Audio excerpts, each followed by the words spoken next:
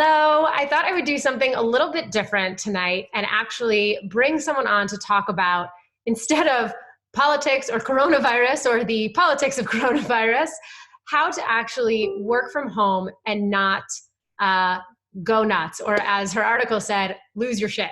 So Tracy Podell is one of my favorite people in the entire world. She's also my former roommate, but professionally, she's an executive coach and leadership consultant who works with leaders of high growth companies like Slack, Dropbox, and many others. So Tracy, thank you so much for joining. Thank you for having me. I'm so excited to share some of the tools and tips and tricks I've learned around dealing with stress, anxiety, and burnout with working from home. Because, even though, the real burnout's happening on the front lines of the people in hospitals and grocery stores and sanitation that we're so grateful for, it doesn't mean that it's not going to take something to take care of yourself while you're working from home. Yeah. Well, to that end, you wrote a really awesome article that I wanted to talk about because it had a lot of really good tips. So starting with, we'll just go through them. So the first one you said was just straight up, move your body.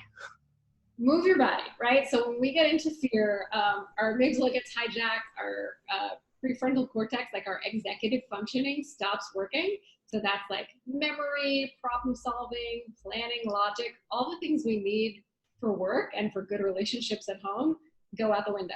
And so moving your body is one way to just like easily shift yourself out of fear and come back into your body, come back into your breath. You can dance, you can wiggle, like to wiggle.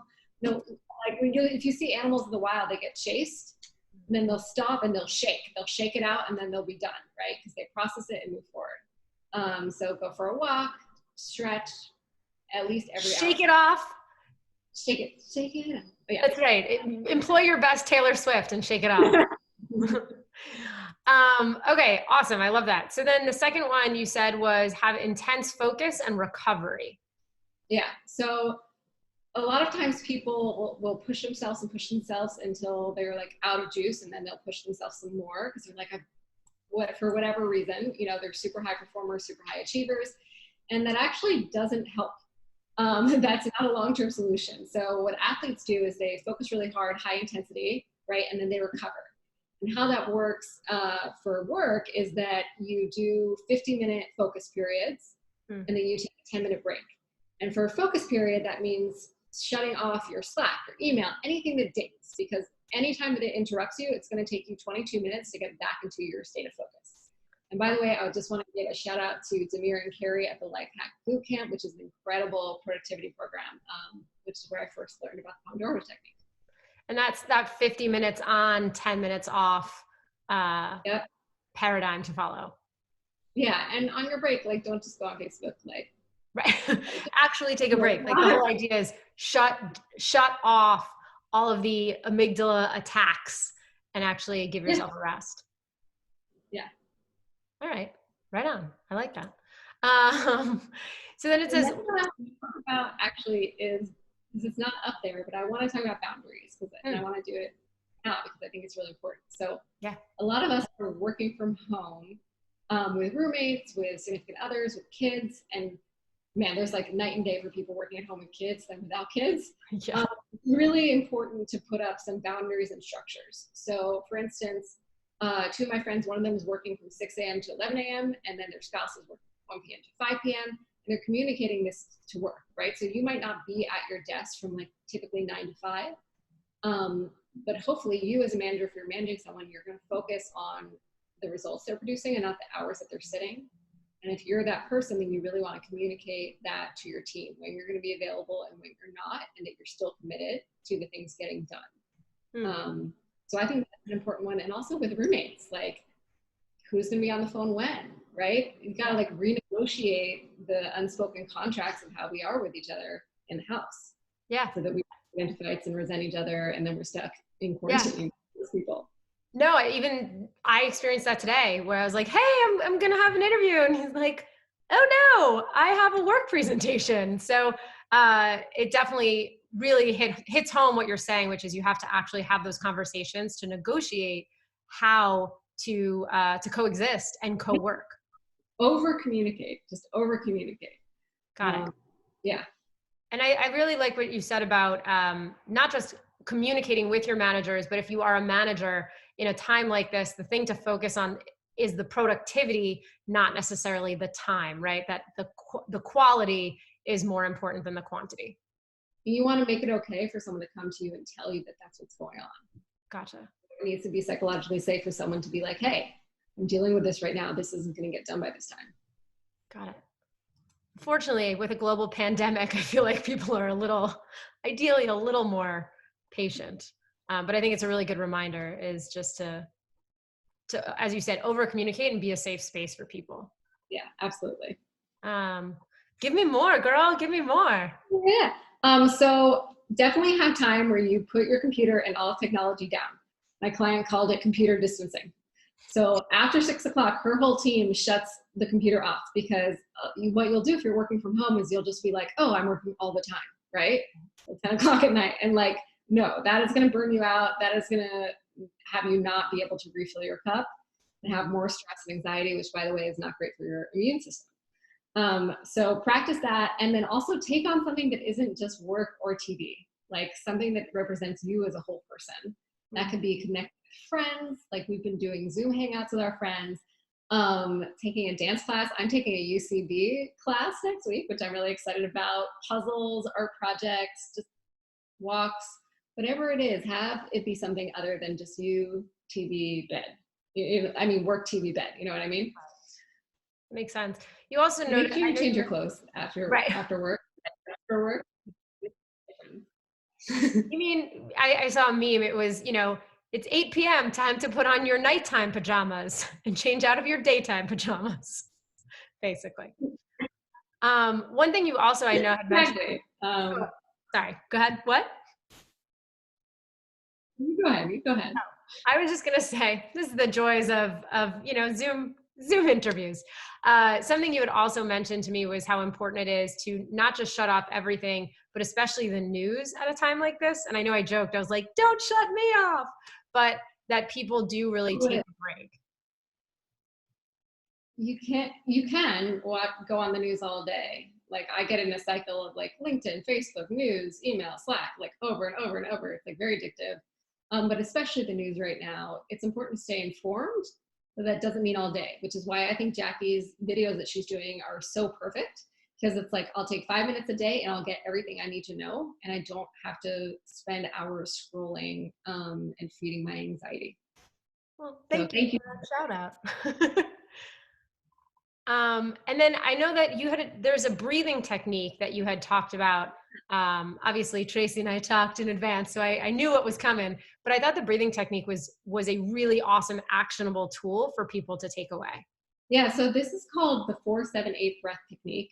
And honestly, the best breath technique is just, are you breathing? Because a lot of us, like as soon as we open our email, we'll stop breathing and we don't even notice it. So our brain needs oxygen. This one goes with 4 count inhale, 7 count hold, and 8 count out. So we'll do it together. I'll count. So breathe in through your nose for 4 counts. 1, 2, 3, 4. Hold it for 7. 1, 2, 3, 4, 5, 6, 7. And now breathe out for 8. 2, 3, 4, 5, 6, 7, 8. Thank you for breathing with me. That's a really simple one you can do. Another tool that I love is a loving kindness meditation, and you can get a free one on Insight Timer or on YouTube. It's 5 to 10 minutes, and it's, may I be happy, may I be healthy, may I live with ease. And then doing that also for the people in your life, and it just like really brings gratitude and recenters you. It's a beautiful, quick meditation you can do. Awesome.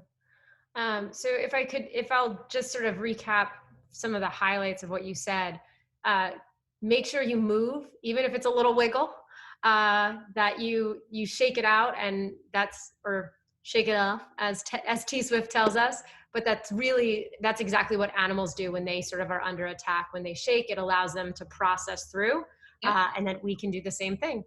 And then in addition to that, the breathing technique that you said, the 4-7-8, is really actionable. And then also to over communicate, both with the people in your life, the people you're sharing space with, and then your work, so that they know what hours you have available. And if you're a manager, that you have the patience and sort of respect to understand that it's really about productivity and not time right now, because obviously everyone's adjusting. Absolutely. And then I just want to say, it really is an opportunity to get to work from home right now. If you still have a job, yay you, and you're doing it. Because there are some productivity and burnout prevention tips that I recommend doing that are kind of awkward to do in the office. For instance, napping, like taking a 25-minute nap. NASA has research that employees are 35% more productive. That's again that rest, that focus and recovery time, right? So now your bed is just like 15 feet away. You can also, like, you don't have a morning commute, right? So you don't have that extra time. So you have time to do your morning meditation or to work out. Workouts have been my savior. I work out for like 20 minutes a day. And if I am in a funk, it shifts everything. And the other thing I love is that you can sing along to your music. So I will sing along to other stuff because that's what I will work out to. Don't hate me. And I will literally been in total fear, anxiety, and then just be like a happy-go-lucky different person. And it's these simple things that we just need to have, create routines around and discipline and habits around, because they are going to keep us sane. And you'll notice when you're not doing these things, because or at least I fully notice, right? This is a great time to practice because the feedback is so immediate. Yeah. Well, thank you so much. Wow, I feel like we just got even more actionable tools to take away from that. So many tools. Right? You just started a Facebook group, right? Where performers can learn how to learn from you and other people. Can you just share about that? It's called Work From Home High Performance Habits. And it's for folks that are working from home and need support keeping themselves grounded and focused and performing, and also for how to manage their teams remotely. And I've partnered with a mindfulness executive coach and someone who does like neuroscience-based mindful movement. And I'm going to be sharing everything that I'm learning also with my clients, what they're doing that's working, that's not working. Because this is new. For working from home isn't new, but working from home in the middle of something like this is, right? All of this is very new for us. So, and last thing, I think my dog's coming up. Can I have him say? Yeah, absolutely. Why not? Who doesn't like a puppy during a pandemic? I mean, come on. That's the thing. Also, we're trying to. There will be pets and kids in the videos, and that's okay. Yes. Right? That's okay. Hi, Steve. Steve, you can follow him on Instagram at The Great Steves. That's right. I will also put Steve's Instagram in the information section. So you can click and follow Steve for sure. Awesome. Thank you for doing Tracy, thanks so much for joining. Really appreciate it. And that was really helpful, whether it's breathing, moving, mindfulness, to really find ways to elevate so that we're doing our best work, but we're doing it without, as you said, losing our shit. So yeah. Thank you. At the end of the day, us working from home with jobs, we're going to be the ones that are the support systems for other folks who aren't as lucky, right? So putting our own mask on first if you have a mask. That's right. But not the N95 mask. If you have one of those, give it to the hospital. The hospital. Thank you. Yeah. Awesome. Thanks so much again. Thanks, Jackie. Bye.